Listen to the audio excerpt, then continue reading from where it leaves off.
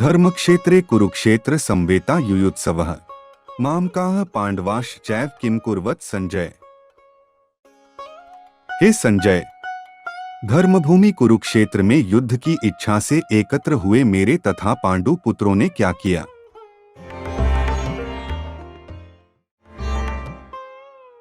जय श्री कृष्ण।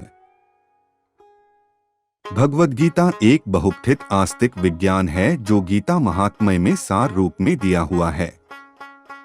इसमें यह उल्लेख है कि मनुष्य को चाहिए कि वह श्री कृष्ण के भक्त की सहायता से संवीक्षण करते हुए भगवद गीता का अध्ययन करे और स्वार्थ प्रेरित व्याख्याओं के बिना उसे समझने का प्रयास करे। अर्जुन ने जिस प्रकार से साक्षात भगवान कृष्ण से गीता सुनी और उसका उपदेश ग्रहण किया, इस प्रकार की स्पष्ट अनुभूति का उदाहरण भगवद गीता में ही है। यदि उसी गुरु परंपरा से निजी स्वार्थ से प्रेरित हुए बिना किसी को भगवद गीता समझने का सौभाग्य प्राप्त हो तो वह समस्त वैदिक ज्ञान तथा विश्व के समस्त शास्त्रों के अध्ययन को पीछे छोड़ देता है। पाठक को भगवद गीता में न केवल अन्य शास्त्रों की सारी बातें मिलेंगी अपितु ऐसी बातें भी मिलेंगी जो अन्यत्र कहीं उपलब्ध नहीं हैं। यही गीता का विशिष्ट मानदंड है।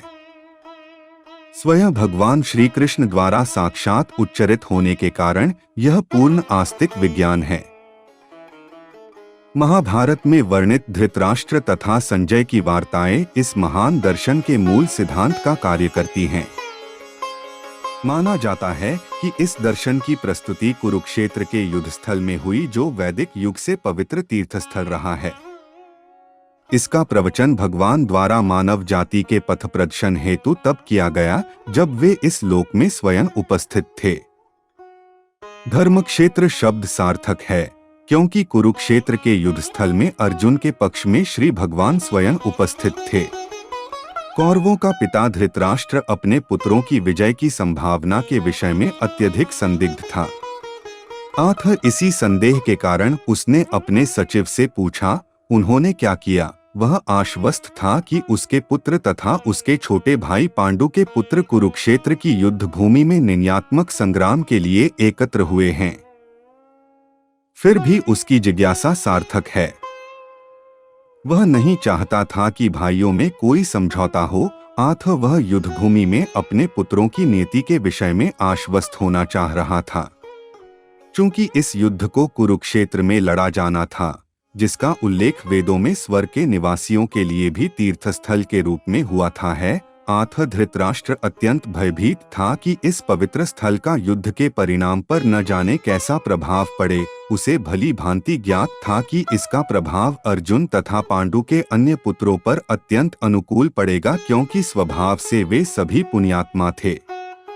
संजय श्री व्यास का शिष्य था, अतः उनकी कृपा से संजय धृतराष्ट्र ने उससे युद्धस्थल की स्थिति के विषय में पूछा।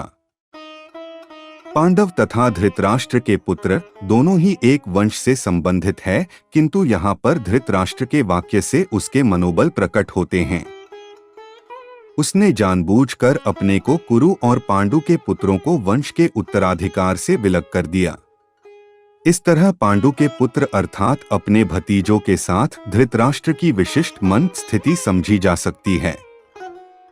जिस प्रकार धान के खेत में अवांछित पौधों को उखाड़ दिया जाता है, उसी प्रकार इस कथा के आरंभ से ही ऐसी आशा की जाती है कि जहां धर्म के पिता श्री कृष्ण उपस्थित हो, वहां कुरुक्षेत्र रूपी खेत में दुर्योधन आदि धृतराष्ट्र के पुत्र रूपी अवांछित पौधों को समूल नष्ट करके युधिष्ठिर आदि नितांत धार्मिक पुरुषों की स्थापना की जाएगी।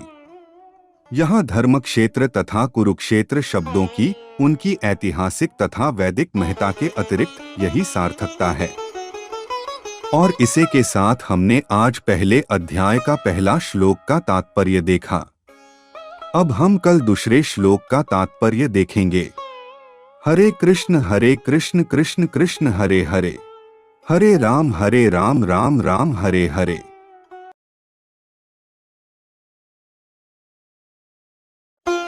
दृष्ट्वा तु पाण्डवानीकं व्यूढा दुर्योधनस्तदा आचार्यमुपंगम्य राजा वचन ब्रवीत।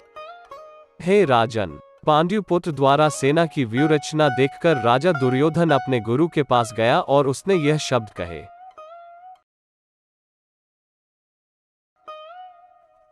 जय श्री कृष्ण। धृतराष्ट्र जन्म से अंधा था। दुर्भाग्यवश वह आध्यात्मिक दृष्टि से भी वंचित था। वह भी जानता था कि उसी के समान उसके पुत्र भी धर्म के मामले में अंधे हैं और उसे विश्वास था कि वे पांडवों के साथ कभी भी समझौता नहीं कर पाएंगे, क्योंकि पांचों पांडव जन्म से ही पवित्र थे। फिर भी उसे तीर्थस्थल पर प्रभाव के विषय में संदेह था। इसीलिए संजय युद्धभूमि की स्थिति के विषय में उसके प्रश्न के मंतव्य को समझ गया। अतः वह निराश राजा को प्रोत्साहित करना चाह रहा था।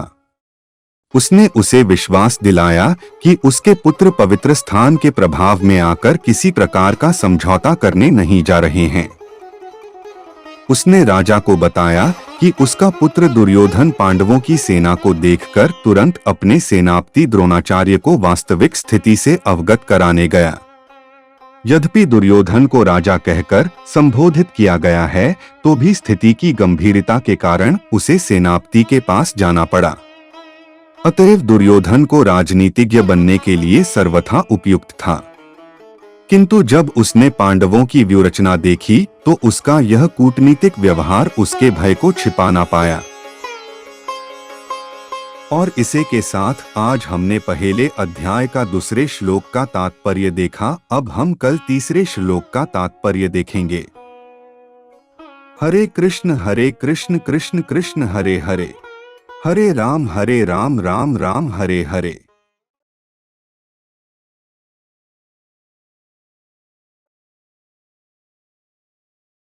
पश्येता पांडुपुत्राणामाचार्य महती चमूम व्यूणा द्रुपद पुत्रेण तव शिष्येन धीमता। है आचार्य पांडव पुत्रों के विशाल सेना को देखे, जैसे आपके बुद्धिमान शिष्य द्रुपद के पुत्र ने इतने कौशल से व्यवस्थित किया है।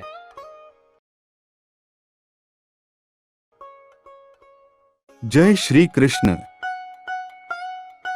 परम राजनीतिज्ञ दुर्योधन महान ब्राह्मण सेनापति द्रोणाचार्य के दोषों को इंगित करना चाहता था।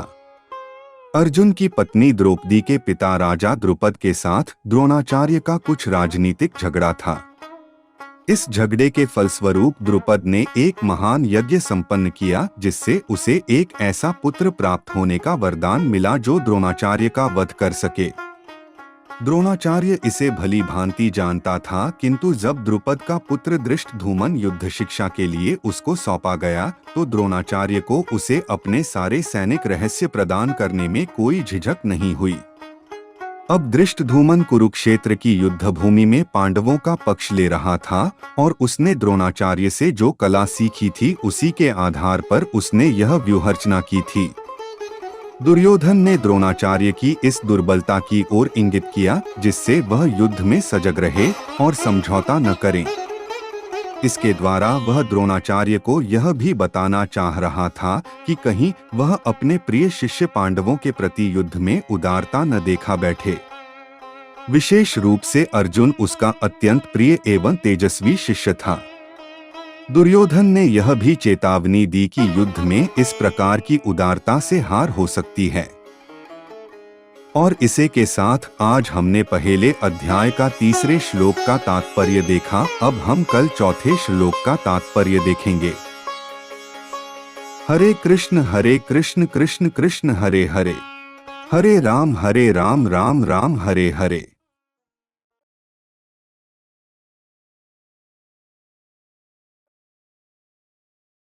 अत्र श्रोरा महेश्वासा भीमार्जुनस्मा युधि युयुधानो विराटशच द्रुपदशच महार्था। इस सेना में भीम तथा अर्जुन के समान युद्ध करने वाले अनेक वीर धनुर्धर है, यथा महारथी युयुधान, विराट तथा द्रुपद।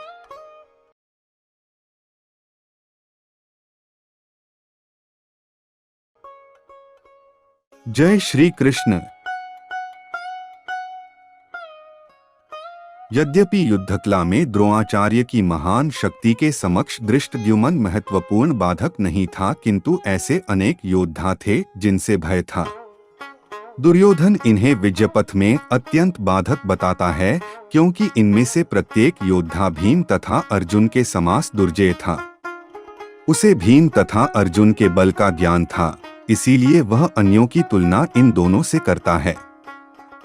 और इसे के साथ आज हमने पहले अध्याय का चौथे श्लोक का तात्पर्य देखा। अब हम कल 5वें श्लोक का तात्पर्य देखेंगे। हरे कृष्ण कृष्ण कृष्ण हरे हरे, हरे राम राम राम हरे हरे।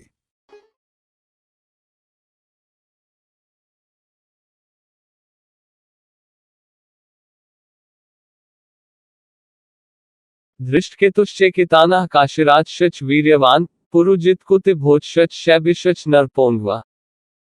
इनके साथ ही धृष्टकेतु, चेकितान, काशीराज, पुरुजित, कुंतिभोज तथा शैब्य जैसे महान शक्तिशाली योद्धा भी है।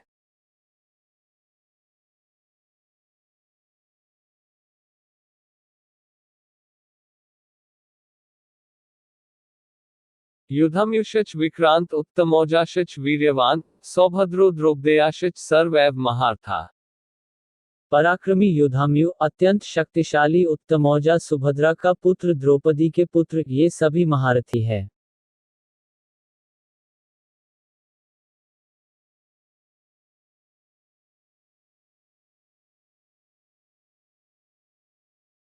अस्माक तु विशिष्टा ये तानिबोध द्विजोत्तम नायिका मम सैन्यस्य संज्ञात तान बर्वीमि ते।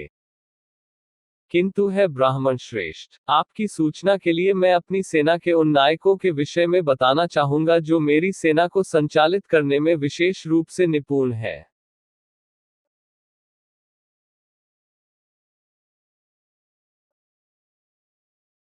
भवान भीष्मश्च कर्णश्च कृपश्च समितिंज्य अश्वत्थामा विकर्णश्च सौंदित्यैव च।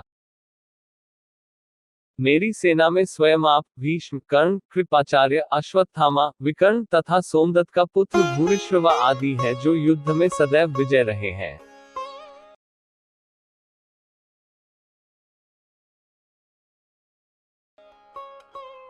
जय श्री कृष्ण। दुर्योधन उन अद्वितीय युद्धवीर का उल्लेख करता है जो सदैव विजयी होते रहे हैं। विकर्ण दुर्योधन का भाई है, अश्वत्थामा द्रोणाचार्य का पुत्र है और सोमत्ती या भूरिश्रवा बार्हिकों के राजा का पुत्र है। कर्ण अर्जुन का आधा भाई है क्योंकि वह कुंती के गर्भ से राजा पांडु के साथ विवाहित होने के पूर्व उत्पन्न हुआ था। कृपाचार्य की जुड़वा बहन द्रोणाचार्य को ब्याही थी। और इसे के साथ आज हमने पहले अध्याय का 8वें श्लोक का तात्पर्य देखा। अब हम कल 9वें श्लोक का तात्पर्य देखेंगे। हरे कृष्ण कृष्ण कृष्ण हरे हरे, हरे राम राम राम हरे हरे।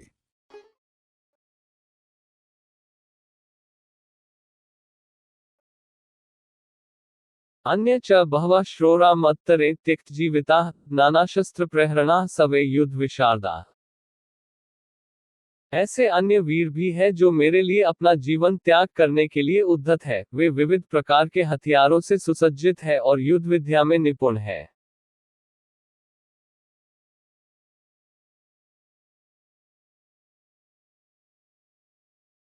जय श्री कृष्ण। जहाँ तक अनेकायथा, जयद्रथ, कृतवर्मा तथा शल्य का संबंध है, वे सब दुर्योधन के लिए अपने प्राणों की आहुति देने के लिए तैयार रहते थे। दूसरे शब्दों में यह पूर्वनिश्चित है कि वे पापी दुर्योधन के दल में सम्मिलित होने के कारण कुरुक्षेत्र के युद्ध में मारे जाएंगे। निसंदेह अपने मित्रों की संयुक्त शक्ति के कारण दुर्योधन अपनी विजय के प्रति आश्वस्त था। और इसे के साथ आज हमने पहले अध्याय का 9वें श्लोक का तात्पर्य देखा। अब हम कल 10वें श्लोक का तात्पर्य देखेंगे। हरे कृष्ण कृष्ण कृष्ण हरे हरे, हरे राम राम राम हरे हरे।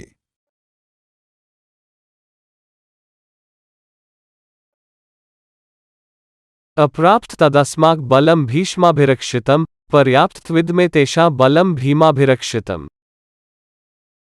हमारी शक्ति अपरिमेय है और हम सब पितामह द्वारा भली भांति संरक्षित है, जबकि पांडवों की शक्ति भीम द्वारा भली भांति सुरक्षित होकर भी सीमित है।